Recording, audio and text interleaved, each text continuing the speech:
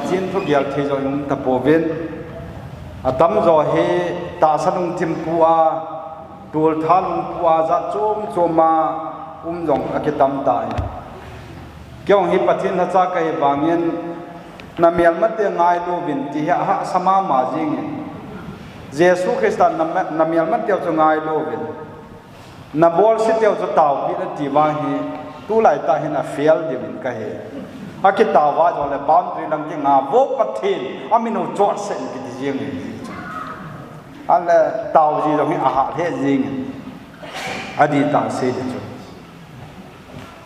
rab zal zo phat kon pathin thu se ko jong leo hen ta lo de kem bol nom jong leo hen rab zal zo la kon kem bol pi ni ta lo de tulaya thagaw na to ho na sata a koi man welcome be set lo i welcome lo jong le pha khala chuna hol na mu ta lo de tun na mu thei pe na pathin ha chaw na ki ko thei na la yo he cfc de i wang phat naw ham phat naw ti cho ka phon do no me he in do jana ka thopi di jong he adang he pon thile chon rab chal ni le han do in na na dem rab chal ni le hen ho ya na chi dem ale topic tam tai ka ki bon ai wangin tu la he kan thim khan om men rab chal le le kan nga om men mi tam ta wa hin za chom chwa gyal mai the hin tu la kalung gyal he rab chal thile chon na so chan dem thile chon hoi lai na chi dem ale na pin tha mo hina mi thiang la tu ni la chun nang na zaw na dem ti bo he tu la hin kalung thima na satai na ji chun tu jana hi chi thu pi chui se di wai he ja he bible text sana lu jeng o den false corin bung som la nga cha som nga la ni na he kan sim de he false corin bung som la nga cha som nga ahi bangin sopite ta sale thisan hin pathin gam alu thei pui mon mang thei hin mon mang thei lo chu alo pui ti a ka se hi vevin ke man ho thukil khat ka se nei ve i bon chawa ina i mut lo ding wa hi ahin la sum kon gin nunung pe na chu hai khat ka sunga mit phet ka lowa i bon chawa ki khial su ke ding wa hi e je nam tile sum kon hung ging in tin hung ging ding chule a thio chu mun mang thei lowa kai thowa ding chule e ho ki khial ding a hi e je nam tile hi chi mun mang thei hin mun mang thei lo chu ki wona thi thei hin thi thei lo chu a ki won ding a hi Thessalonica lang na bikin hoiten First Thessalonica thor khat na bungli chang som na ngana na bikin hoite First Thessalonica thor khat na bungli chang som na nga hichi ji a chu pakai thu a ko na hichi thu he ka se pi na he ve e ho pakai hung ge ja an hin na lai chang se he ai musaho sangin itim namazong le masa lo ding hi ve ijenam tile pakai chu ama ta ao to vantil pi pui ogin to chule pathin sum kon gin to ki thu a wana ko na hung kum na ding hi chule krista thisa ho chang si thu do ding hi ve jojo le e ho hing na lai amo chang si hi ama ho chang si chu to van lai jo la pakai lam tu dinga me ko nga tol to ba in kom ding wa hi chole chutia chu ai mati chana pakai to kom ding wa hi pathinin athoying simro naw chen chodin phathei bo pe taw han tunil ha hen rabjal akiti phalen letin pawa ko na kila do hi rabjal he gang ta kilamang tabang chuta le mithiang te gang ta kilamang de tulaya inamu hi kana hele atam zo he rehabilitation center ho ka chia hila tam zo he khamna thiya song pi donga back to life mun tina hin akipoi ta ale I na zo sehi na hele cham na ki ti pon in song zo dam ta pon gam song zo dam pon ho bung song zo dam pon he choi na hele Jesu Christa hong na dila nai ma jing tan le sit thu su o hen pathin ka me sunai itia sunayam tile kilhan tinati kilal hatan Uganda Somalia gam Sudan hilang Sudan gama mon tinakil hai nele chadi nei lowa alag million atam ta chieta ale Matthew 24 na lang ibana le gal ki sat ki do thu thang na za diu he ti cho aban ban chan alung tai ale abana za chom alhun nabana ling ki hot de he ti alhung tai chon sit pun che jang ngai lum na dai de he ti abo ni na lung tai koi ma ki ngai do jang chung ta lo ale tulai gyal ko piano he I cha te mit the de le gyal ko ven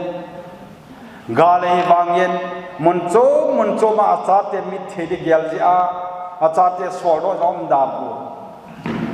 ai wa cho jong cha pai mo naiคนวายซาเตียวมีดอดจะพัดจมนายไอ้บางอ่ะไปมอเป็นอีพิฮัมที่ไอ้แหละเยซูคริสต์ผู้หิมปานนี่น้ำที่ไปป่วยมันเกลียขอเบียเสร็จเลยสิลาคิดใจโทได้เห็นยี่ห้อกำเกี่ยวจงป่วยปูวันนู้นเห็นนายละตั้มจะให้กาลเล็บตัวละบ่อยเงี้ยนายตาย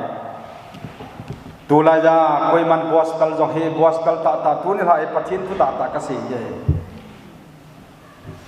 gospel iti ban social gospel pa ha ki se jota social gospel choi pam tele na khan to de he che bol chun na hung mi do de he che chu ha ta ban ta wa hele na cha te salvation ni de ale he china bola hele na hung khan to de building nan sa de china bola hele kal hoi na hung chi de tio he na sata chi social gospel pa he sadan in na sata amen chai gam sung ba ha ki sei ben ta nai lung hei lowa pin tha ki ti cha phachum pu chen sata vet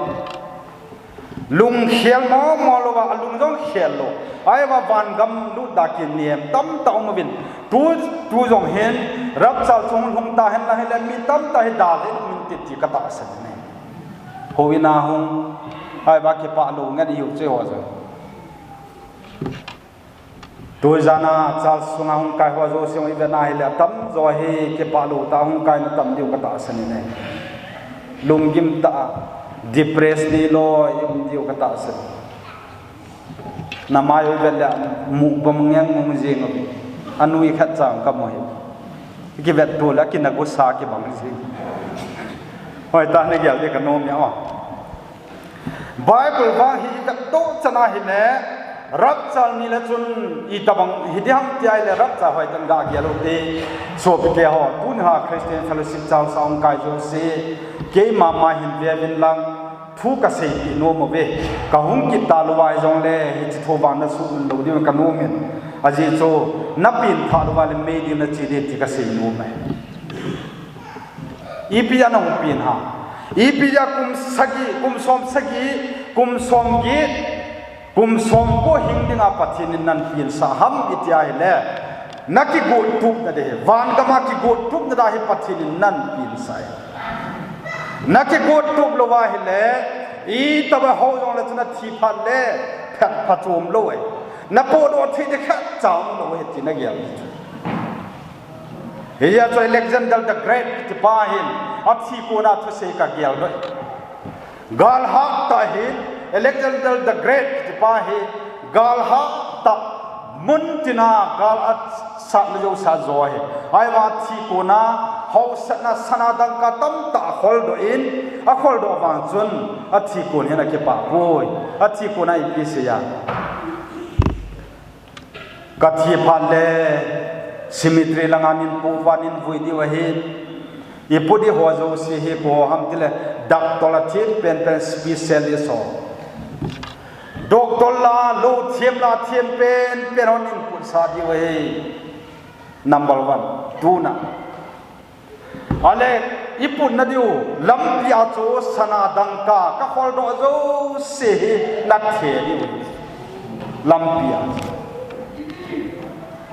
ale na the di we he china the kyo choi lo ding coffin sunga ni koi pha na ba hele ka khut te ni he coffin sunga um the lo ding polanga na koi do aji chuna koi do lo ba hele ipi ki sei nai ta chuna bol bot mo ham na thi nga na di cho tiu ka thi phan le ka thi de phana thiring ka hi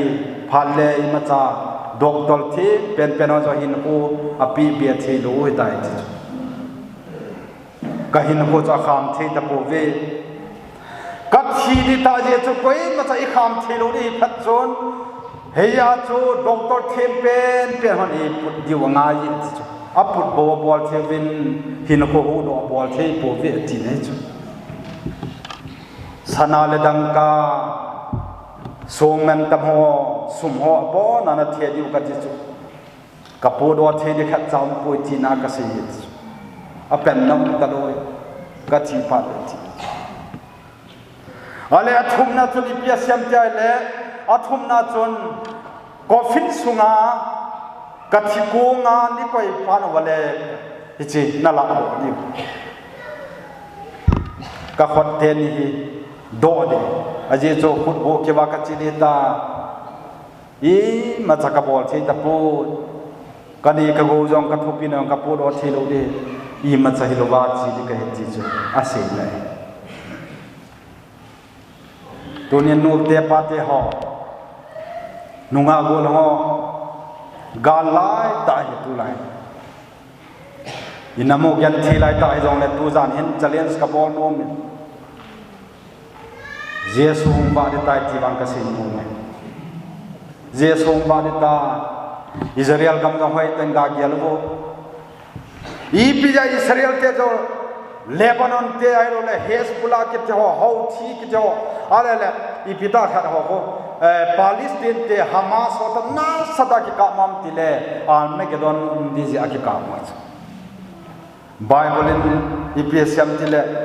ni solam leng ho hung kon thenda Euphrates loi pi kang de he so ta le hi leng ho cho Israel te ka bol di tua jong I Palestine I janam kana kang ta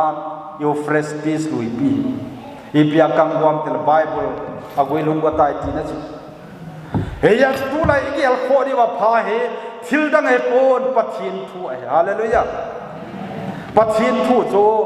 ven mi ar boi tan te nang le in sung mi ten wang o ping tha soi na ka chanu ka chapa he jesu christan ni nam tin na gel ko ngai ka sa ni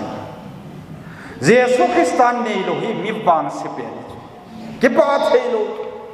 dunia evangelist pau gin ka ki pa dan ipia ka ki pa ham tile jesu kani khana ka ki pa bo so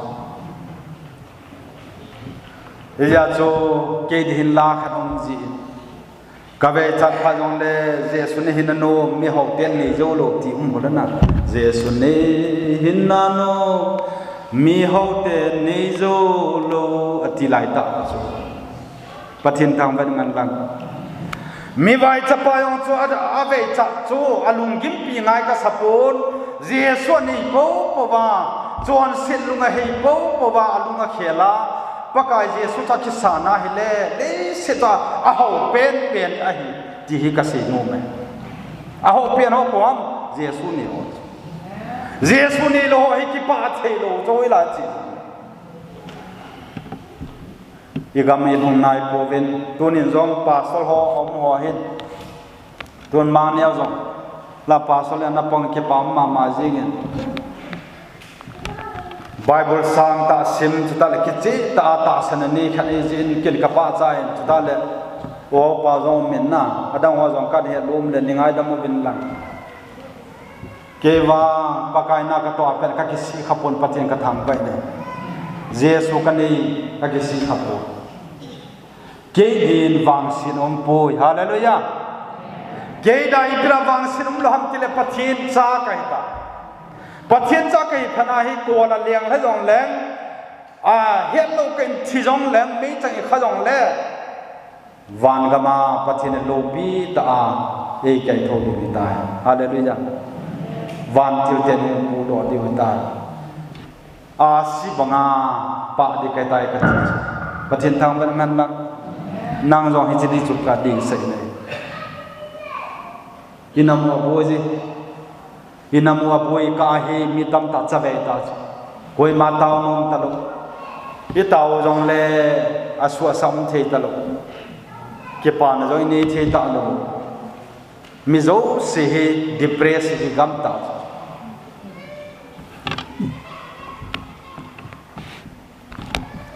hoi lai ga ma chi jong le chun ke pa na ba jesu na ni lo na ni lo jesu ni ho ko ni so pe te ho heya cha bible ipia sele sum kon gin nunung pen chu hai khat sunga ati chu hai khot sunga hai khat ti chu na na ti khat le le na hai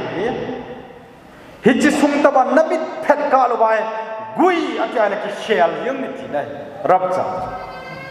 ale lu bung som da sagilang i ganai le chu chi jan chu le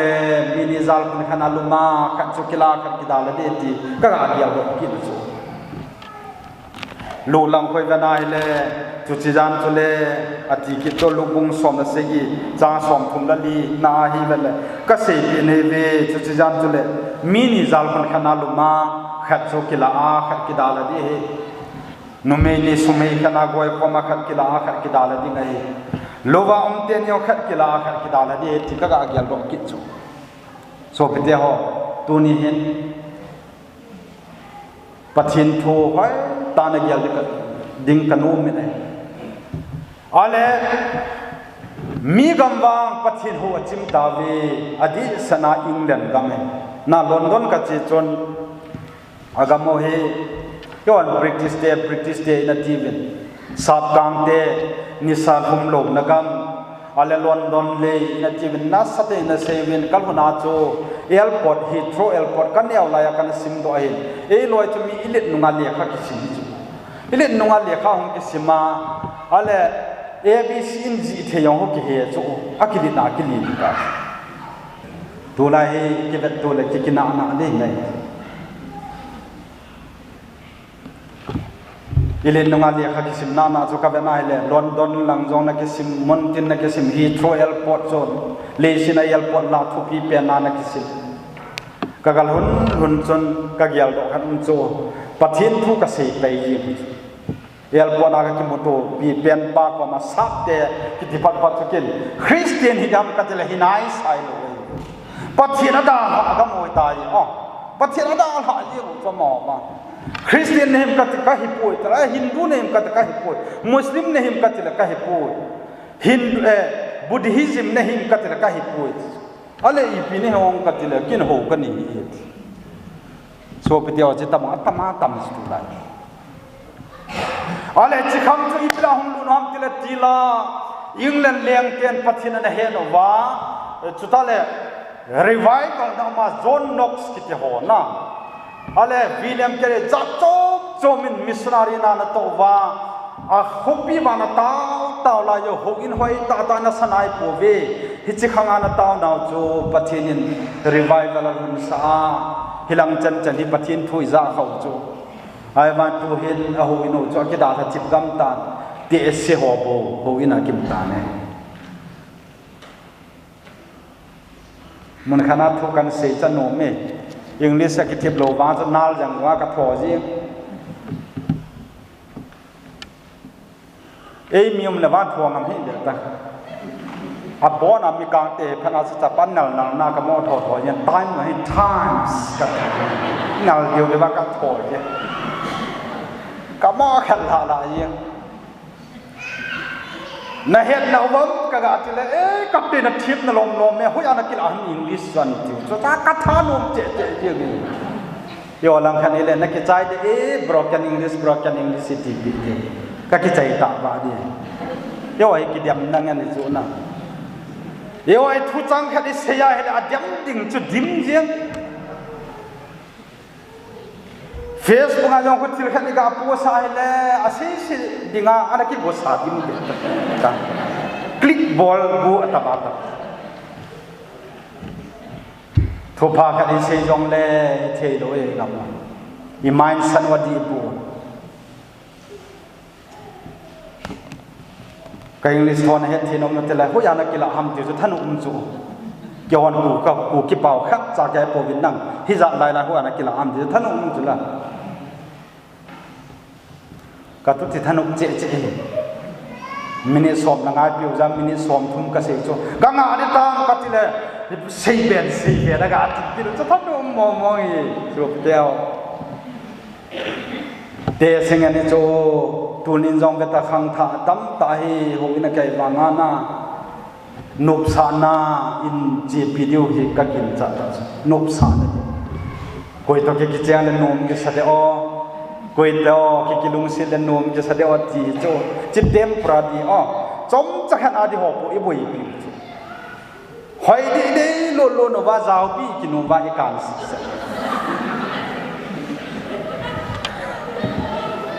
compact foundation cái lô cái đồng không kinh thì về hỏi na ini ai le okay na kingo dan ule ulun to tan ne hon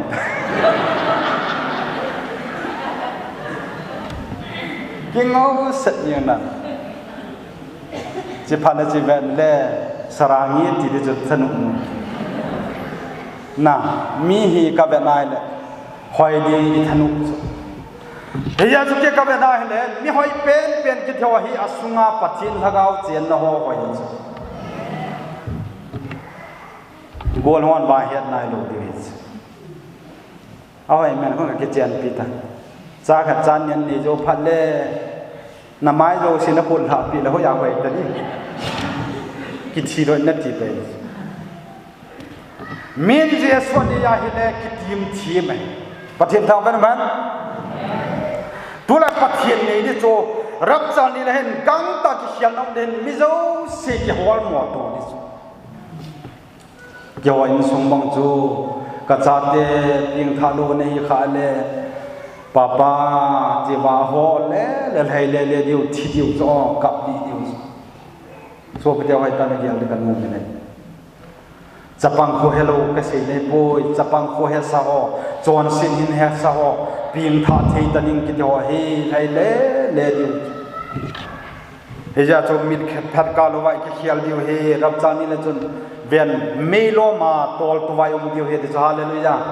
gang ta tu tua he ven rap chala hunai la ka bible leng ha jeng de he namasang lai ta wai ka kut ho ka tai ho bo na ki sidim jeng de lai namasang wa comment jeng de cho agim nei dan rap chal ni hi de cho agim nei di pen he new lam lena ka to hom pi ho tunin chu chan pula hung si ki khom khom na kani vin kalung hel da no chu itiam tile new lam lena na ping ani ha chu na pha ja ho da ai no korol menan da lo alel hasin na thua se wa le ka ga gelin he le kalung se ma jeng ai no nge yo chu tu ne yong van gam nai thelo kiti chun aping tha nai lo hin lo dang ka tis van gam na ngai kha ta so pte ho tu nin thil he ga gelo ti ikilung sit lo piu nu paka jong he kilung sit na tam ta lo chi ho la azi lung sit mo lo iki chian niu le decoration ngan hi yen to sei poi hong jini de na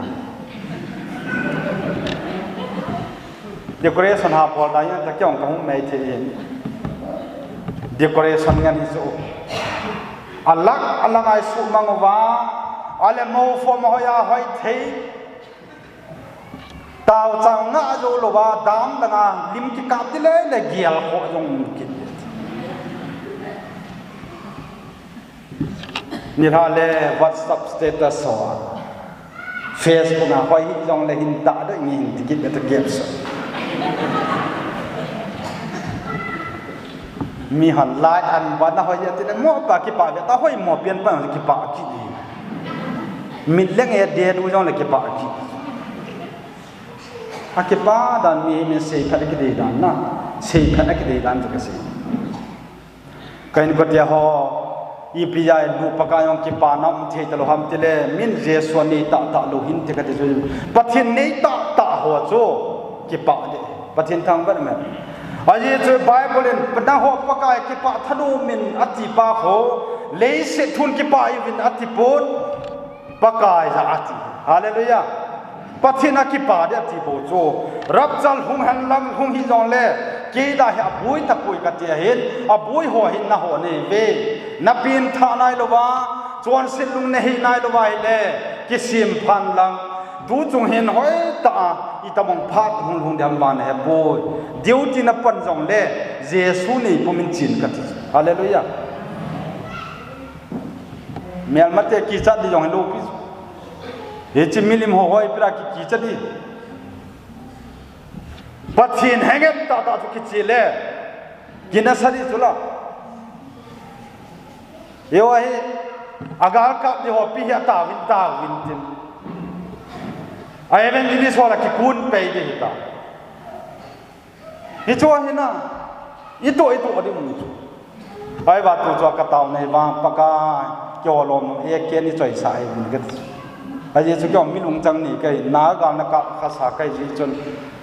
ka thi san yong phul le chu he ja ka thang tom na tama tam ji he ya cho evangelist ho jong na sa ta en mo la ka chevin taw na mo lunga ka taw gal na sa lai ta chu ka taw ji mu so en mo la ka taw wa kang vai da pu sa ka chiu chu deu te post na front line mo a taw na ka ni ka chi po na bang ka loi nu ni tho ka chi ri dai ka te snipe ka la ko yu vi chi da tan ji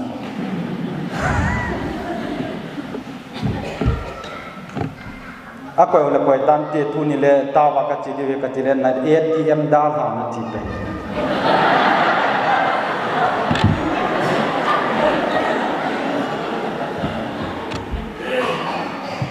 so pe te ho thil khat ka het do ka je me salmon hoi ta khat ong do sa ba na ji te na lung se lo wa le pa te ho tiu ti puwa ka chi di ti ta boundary lang eu chi da tan ti Singapore 2017 June Games speaker ka chin e mi ho na Games speaker ka chin Singapore ka chi kon chun ka chi jong le ka hong le hong lo jong le tui khang lien dam ham khana ka chu a ale ka lu a ki mu ta lo jong le file song travel so LIC min LIC chu hi zan heading ai LIC chu Bajaj company ten lak sakile sang som ngana pi diu India external affairs president hong ke commenten hi zan nan pi ki diu agam mian hol diu he ka ti le chi da ko ma ju kan hong ke ta ge hin na ti nu mi hoi ki sa ngai chu na ha khom be sen wa na ki mobile le na ki ngai the lo boundary lang ko ga ko ja e pun he o ka chi lo ri ti le chen e chi da tan ti ji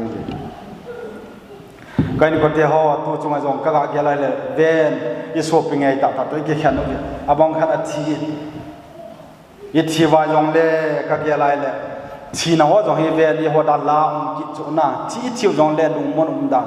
pathian ne ho hi chiu jong le lung mon da na hi ki pa ka sa chu i tiam ti le chu ani lum ngai lo i ga sa ki lo jong van gam ngai na ngan hi chu me i la ho hi a phanum dan hi chuani lum ngai lo thoi lai ham ti le van Jerusalem nei pathian tang pan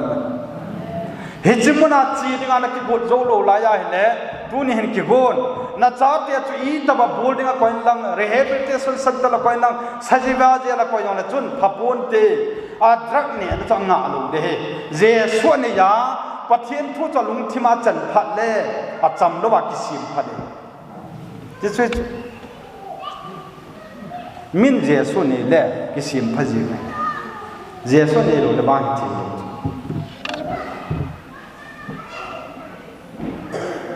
igam ki ngai gam danga Korea nuk mi save Korea bong ho South Korea di Seoul ho vanu ya ka chin la vanu in country ngan ka chitan pathin zalin ai wangin outside India on pathin zala ka chin ho si he ka benai le South Korea Seoul he nom penin pa chaling an he na gam thing sat yam mi ro ya hoi chu ai wanga ven ama ho hi hoi ju phayong phao ai vanga den ding ka ti ai la ka in ka ngai chame ka in chu mam pa na kai vanga ka ngai chu hallelujah ka in chu ka ngai ji na zo mi piang tha di ta ne hi a pathin cha ne hi ai le van na hun na ding sana ko pi a he chin na ngai te ngai chu eja chu la na sa phala thu ge len lang sala chana ki pa de Atisana na mun hat ko ham baka Yesu he chepa cho na zu ya na ji hin lo de dula ya nu pa ki khan la tam che ibra ki khanam ti le le se no sa na Yesu to na chan ya peking ka bol pun pathin e supply bolen pathin ka thang ba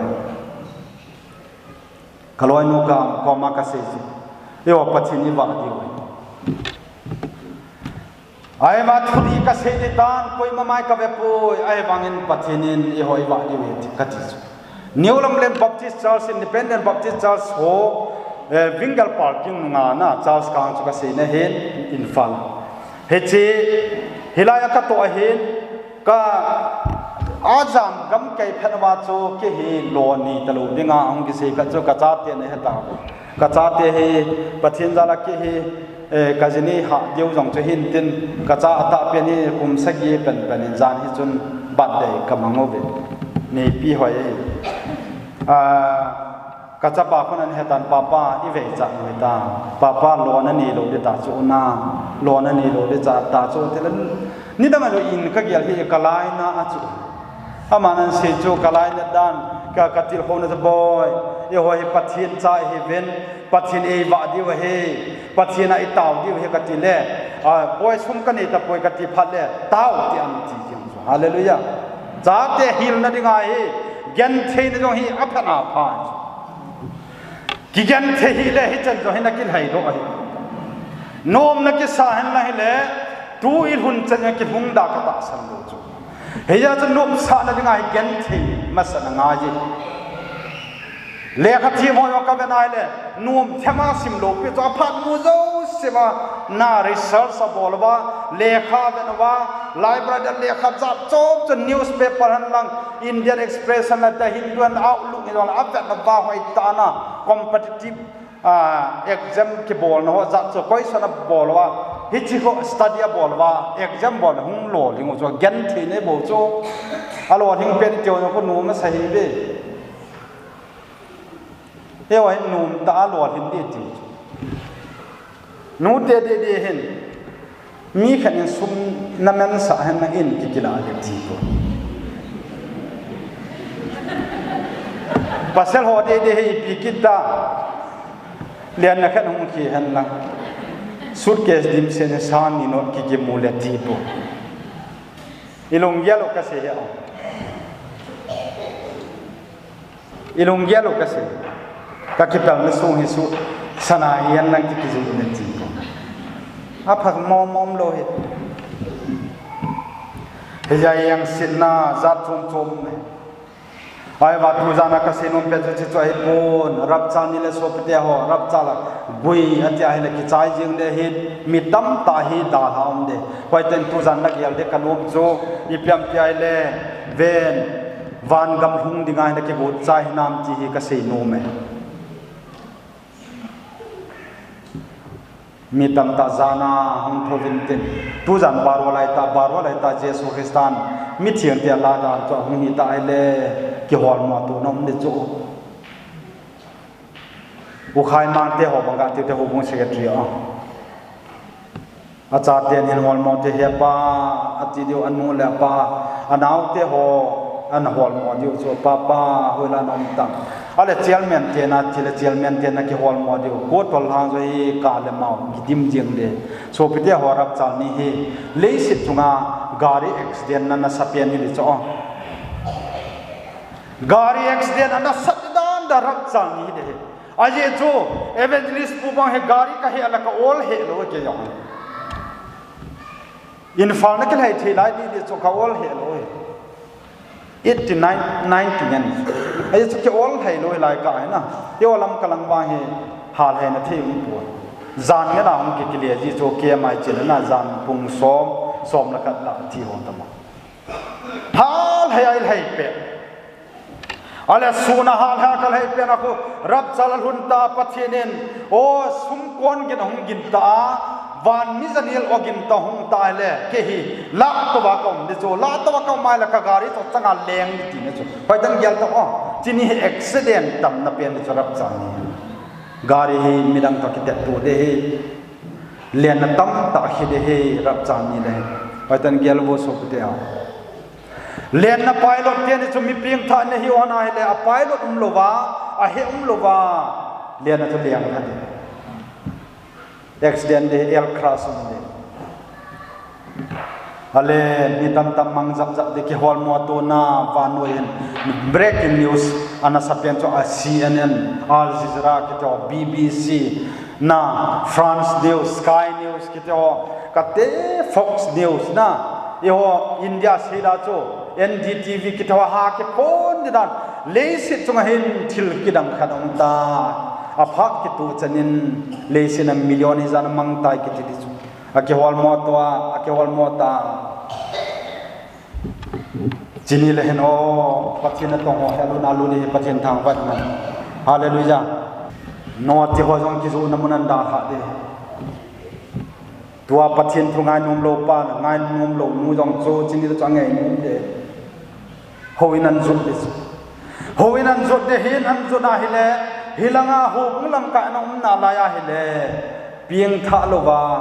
lam ka hi tai ai tang gyal ta tunin na pin tha na di na Christina ping hi je wa hi pin tha ding hallelujah mi pieng tha ki ti chi bi se na ha a chon sin lung he ya chon sit a bol zo singa a chon sit da ha Jesus Christa hu yim pa ke sada ta sano anung zui ho to ka se ni chu tunin ga gyal di wa pha chu pyam ti le hi chi choi he tu a thu pi pen chi chu i pi ya kum hi jan na pathin na ho ham ti le van gam kai na di van gam lun na da ticket cho Jesus pathin thang ban man athisana na hul hado pa ta sanin na ti ta sanin sangin na ti pathin thang ban man na ta sana na ki sam de iya cho tu ni la he nui za na thu ka ha se aje cho illiberal be set ta ben na pathin thu ta ta hi se ta lo chu na khan to dio ti lang na than dio bi za khan to na thu ka se ta poi so pe ho mi vai cho ho relief ke ma gala hum zam ho lung dong na nei zo se ki hal mang dong le van gama dinga na ki su phadai la phai jing pathin thang ban man le kha thim lo ho dong kan til kho na cho na thip dal hai ta be chun jesu ni yin na ta san ki chi hen pathin chun hoi ten thing amin pakai jesu chu zu yin min anok nok na chi tante anok nok don tante anok nok ne tante nang ba pathina bible a sei bang ba hin kit na kitab ta in na chi gen ta san in the bible na chi gen ta san ke ba hinalel lu ka pi din he ti chula revelation lang bet rab chanil hen bitam ta in hol he aje cho kyo he tu set kem bol kai ben manipur ke we pon mon tena ki bol chon nagaland dong assam dong ale delhi dong bangalore dong ale mun tinayum na malaysia singapore ho hi han na bol ma han lang hoi lai jong na e mi ho in hol bin te ka ti cho aje cho pathin na cha khat ka hin gospel speaker kha kai je chon i hol tamin ti ka ti tun wang pathin thui se pi go na koi manom lo pi khala e ka boi be se ni ta na pui na na pathin thu da munani ta so tu lai koi ma jo pa te hoi tan gel wo office na ke ya i pathin da phat na ni lo wa le pha ka le phat thum no la to na ni ta tu lai poi da no i ve chat ma le pha cha me hoi i ve chan ai le pathin ki bel jeng be ta ahu ho set de wa gari ne lo nu ja chon gari hoi an ki cho a ahu ho sa na le taw no tan aki pa na wang tha sam de tu ni kyo i ma ka hi lo wangin pathin chi ne pen ama kana ki sang khai ka chi na pen hallelujah pathin ni khai ho sa na pen ale mi ki hol mo to so de tu na ale amos bung ge cha som na kha som ni som na thum ping ta ki nai le lai to kun ka ate ka ki cho rap cha zo phalen pathin thu se ho mi na ho ven ta bong ni ko ho chok hung ye thi amos bung ge cha som na kha som ni som na tu ke man gam so kiel kal ha sa ding en ngai na le tu du cha na kiel wang hi lo ding pakai thu se ho za ding ngai cha na kiel hi de mi ho tu khang ler khana ko na lang khana chi le diu pakai thu se ho na anung lam ma la ma thai tu jing diu a hi wanga amu do de hil diu hi a chai na pakai ni ko chu le nunga ho ita ho le gol ho zo dang cha a dup la su diu hi pathin thang ban man o chini a nan zao kha le so pte ho rap chala na zao lo po vai le na ki gi ngo chi na ki gi ngen o economic i ta ba ho jong le chon cho thelo zu thelo kang ngi de ta revelation na chi bana hele cho the talo zo the talo ati mi hon chi na hol diu chi na cho ma ho ko jam ya ti ki chu na ai pi thani na ki pe de cho khaw ko te hung lang do cho rab cha la chana na zaw lo kha nge ya hi le mi thiang hem na chana na zaw lo kha le se na da ha na nong kha a hi le na thil tu de economic problem pe de ta so pe de nan ki mai to pi de thil boy ta economic problem ni pi ha iza lak som lak za kurul khat na khol do jong le chun Antichrist by home ne de ta 66 ke home ne chi 66 to iti ke home dam tile namai lai tak chal pang ti cho a chala hi a khut zin lama hi je cho aban ni samial chin chom ani sa hi chi sahim mel china na hi chi milim cho a ho lo do si ki tha the na dinga ati na ngai chu alwal ki ten de ti ne chu chini le cho koi ma cha pom zo lo de ke ma jong ka pan zo lo de he ja cho ka ki ma san do ta pathin thang ban na jesu ka mani do chu tu nin chi cho hai ta na gyal de tu ne ai ken ka bo sei thu thoi pon bible a sei ka sei ale hi chi phal le chun i piam ti le van ga ma hi nang le ke talo de he rap cha zo phan so pe ja van no hi mi khan vai pu de tai aya cho religion ga khat hi tai ho khat hi de chu ko ya ho di hom ti le hi cha 66 ho pa hom pa sahim mel chi na chi chu mi zo se ki nom de hi cha che visible mu the hi de he na chel pa nga hong ki nom de he ale lai ham khat hi de he chi chu koi ma cha jam do ka the talo de he chi chu chot the talo zu the talo ni bon en ngol ngap chalo pa na thu zo lo de zo pu na he ja he punya he pakai ne ke san ne de im ka san ne pathin thang ber man hallelujah ina imur gam tau cho na haga ba ki mutai la haga ba imur sot be set tau wa ibui gam khango mi pa khangin pa te ho nen sung sim tu tan ta kan tip ne tu lai de mo le ti ki ka jong boi che ka ba na le mo le ti ki ka jong boi che jesu ne ta ki ti chun anu le pa ngai na cha namo len na chapan in va hen na tile le kha thi mona a e sa hi hon sanga jesu ni di chanon le anu le pa nge pathian thang ban man ai so ka di mo ne lo cho le kha on thiep to ai banga ke hi pathian kan ni ja kaloi no to kanu le ka pai ka ngai lu han ja ka se es hai jang kun hai jang ka chi bin lang evangelist pau bin anu le pa ngai lu nam ti leo cha se so ke de pathian thang ban man tu nen hi chi rap chal ni le hen ben so pe jaw na jaw lo kha le tribulation khanga na lu de kha ho de chun mi a pe de le cho hanga ge a pe de le cho bible se chula hanga ge a pe diu tha ba nga tha lo diu a he ba nga gim ma ha bol diu hi chi lai de chule mi hon chi na hol diu ha de dan na ai pi thani na ki pi ta ba de cho hi chi rap chala na jaw lo wa tribulation sung gen thi thu na sung cho ana lu na khai le I ta wang hi diu ham ti ai le chilai tiu tu le at revelation bung pu na hi ganai le chang buk na hina sin hi chilai tiu tu le mi hon thi na hol diu thi ti hol jol amu lo diu thi lung ngei diu thi na chama ka jam mang de tai kain ko tia ho hoi ta na gyal di kan mum ne ve nei le go a thu pi poi o pathian zali in fala pakai na kan to ne kum som ni ong ling ta yo la in chiang pian loi tan tin o chak the ka ha be sin pu ne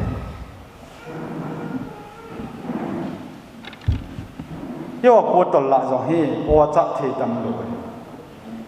lam kada na chu ke thoi ama hin kala ni jen ake pa de o atila diabetes na ve pe ta vet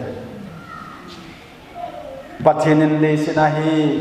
gen the na khat chi to akoi tha chung ni awa ho sa atila kum som nga som ku po ba ai ne pi da han te ai ne pi me tha de ke pa nam lo so pe ya ave ya vai cha te chuna dam the mi ta in ko kim kimon christmas man kom the le ta hallelujah ave cha ya cha pathin ama da nuk sa na khat cha na koi ki chu adu duani the ki chu office a ki tung jiang pa cho amuang cha he the lo bin dong ki ve ta jang den ki na cho la ya he a ki tum ne jang den ki he the lo la ki tum mo ko ne he no cha na ngong net pan do to ho ne piu ting neo ho loi ne piu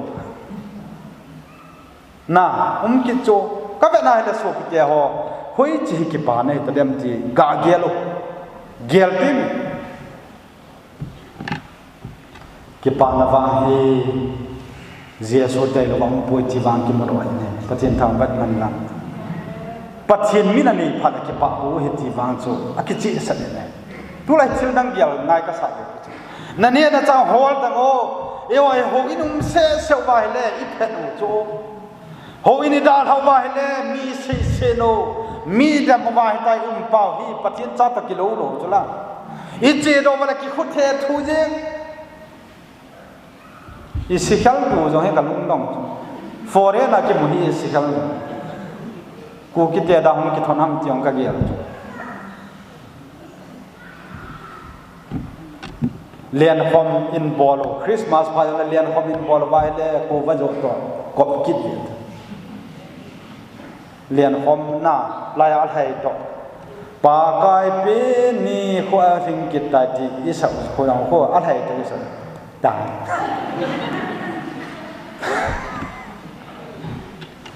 na ne na cha cho pathian cha ni nam de ki lang de tai tu za nai van gam lu wa be boy a thiang lo lu de pathian thang ban man revelation bung som ni la nin e som ni la khat na chui banai le cha som ni la sagi na chui banai le chule itina ma jong le thila po le thian thil bola lu lo hi le ale tula ya he van gam ka lu de ti so ke yo ai wanga na chon na lung gel jong na ne na cha di lo chu itin lu dap ka ti so piteo ilun na tiu gam hi sana kopi chula a thina thing hi cho na thien lo wai le van ti ten na ko jong le chi hi be da chu cái ông cái số tiền ta cả cầm mình cái hồ ta đi nghe cả ông lụt mà sang cái tiền này thì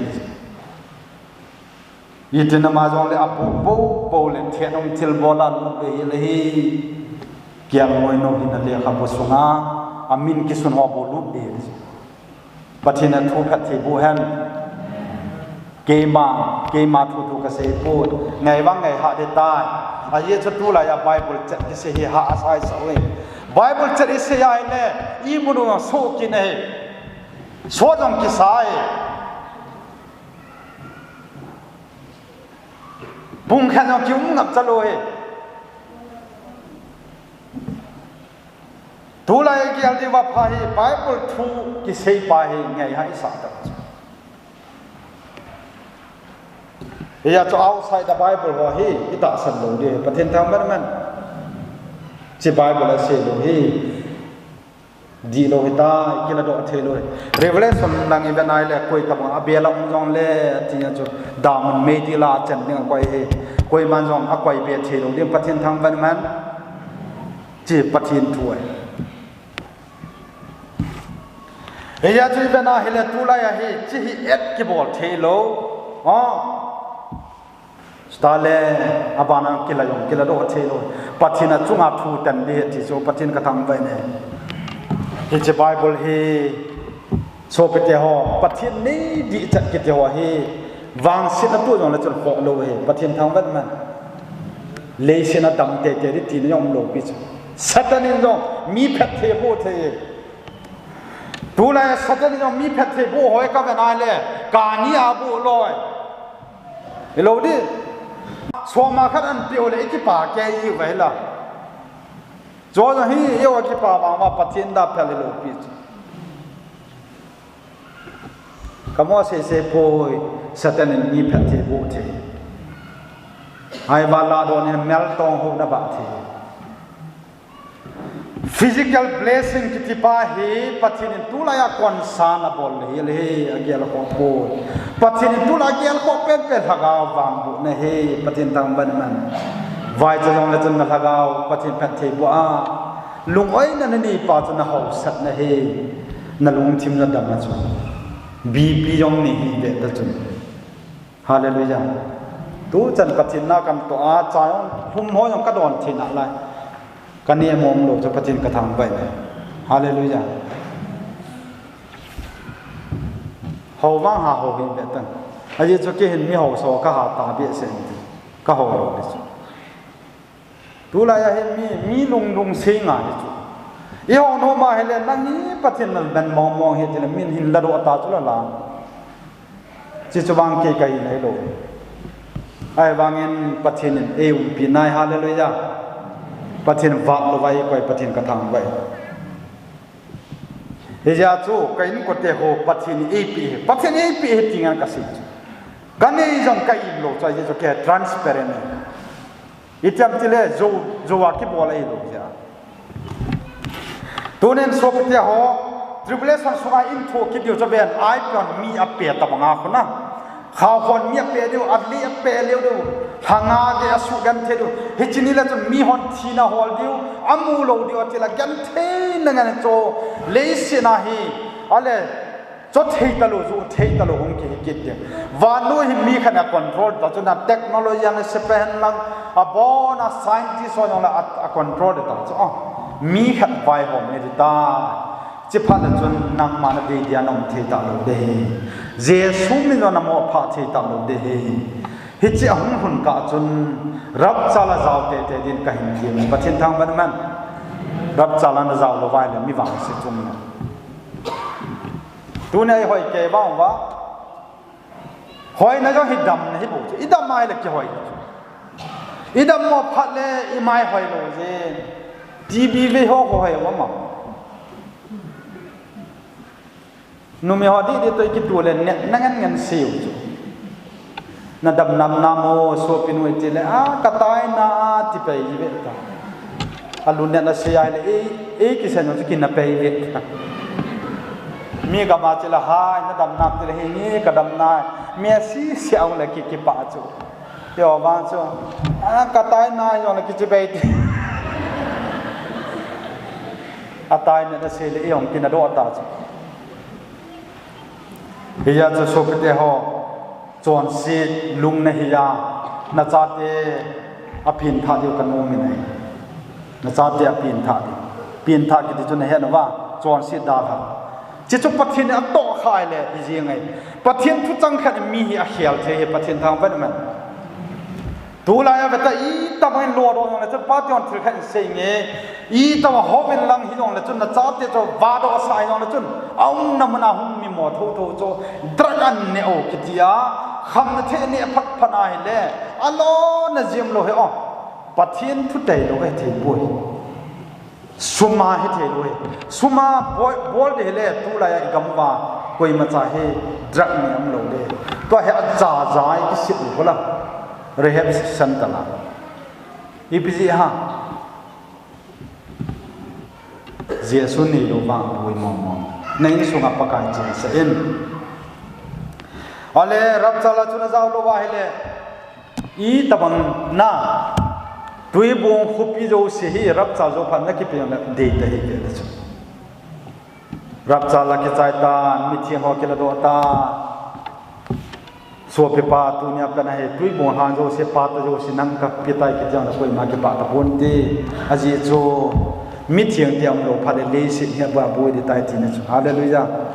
mi thiang chu nang le ke yong ka thiang poi evangelist poi ma thiang he poi ai ma ka thin nei jesu christa the sana so thiang kai tai ti zo ka ta san ja za thiang kai tai hallelujah na chon phet ma nga van ka lu din he poi ven chon se he jong la chun jesu na ta san ja zo pathin na acha na sim de bo be pathin thang ba man hi chi choi tu jana hi chi ja hi I pi salmon ki bol la phade o ti hi ka gele le se wang so ta lo de so pe te mi him nung thim na be tango sit na pung che ji a pha mo so ta po lim hung ki hot ye hin he che tribulation sunga khuna even I la vanu le sit pum pia le sit ki sim tilap ta mi him tilap ta na ki hot khalo ling ki hot de ti chu I job mo building vanu za kopi thopi pi zo si abo na nu na zo sia ho cha ve de ta hi chi ji a cho to hi gyal di wa pha cho ven nathi ma seng jesu na ki sana pathin hian hi ka di se ne a thon na hi kha the hi ta win chi chi yong la chon a taw hat pen hi mai the hi wanga na ta sana di nga ji na bible to ki to na hin na ji ti ka se no me pathin thang ban man hiya cho pathin ha chaw jong tu la hi pum la sam ka me ta ji chon in chen ding na bahar di ki san jo hol mo atama tam de ben ni so khan ni ka bana kalung se cho hiya cho ka kyal jin ele ka ha si jin kin la ka ki thopi zo pon ka la le kyam bol thi sun tin chang niaw cha ka ho ji aje cho min khalanin na pakai kyo hi pe ji hi akida na kidang hen a ho vin pe hi youtube ma ka thu se no hin nga za na khalanin o salman zala ke ong na jesu ka ni he ale hi chi na thu se no ku na chu kan na he ni ta in hol do ave nin supply yong jin pathi ka thang pe pathi pe yo chi ho ka mo za mang nom pon en chang ka cho ji han ka khol khom jon ka pi jon cha ji tu lai mi ha sa ta chu thil pha ha bom bolu te kan ko te a ho sai po ve e mi te na cho building sa la ho sang lo e mi ta ki te the im lo ki yo e ho sai ki sa dio he ya chu mon khana jesu ne hinano mi ho te nei zo lo ti ko adi di he ga ti mi khan ho ki sama ma dan chu ho ki sama ma he o na hum kwat be de ka ti la sa ji wa dial hum chan ki chai de je ajin wa ha ka ki chai tu chana in no cho zo lo kan ko te ho pathin ni lo ba ho sa na pa chom po jesu na ni na ho sa ya cho igyal di wa pha cho rap cha anai ta mi thiang la to na za kha do na pui de nge ya cho na thi ni tu na la rap cha zo he o I ta na ni zo la chun na ta san ma kha so he pathin thang ban man diabetes ang na thi the abang ka kidney problem ja thi the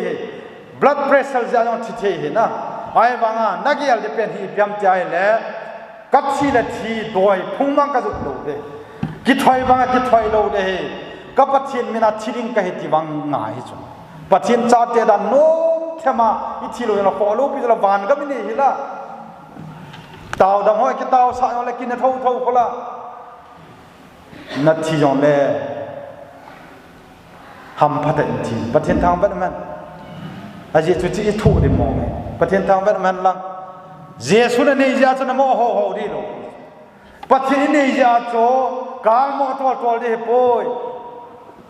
jesu ni ho ta cho gen thian thu nau ma me pasal attack bol yang chu la ale pasal dang evangelist song attack about satan ai sunga gen theina ko ya gen the ta hi ho ko tai mo he ta oi mo he ta ji chu satan attack about chu ai banga phai khan le ke pa tho tho le pathin ya hiu athi pathin thang mer man lang I bon bai hiu thi pi diu het je chun kiniam dal lovin thile chun wang gam na ke bi na da ha nom lo na din ki gom tup jing in ti ka si lo no me chan ju tan ti ka ke pa e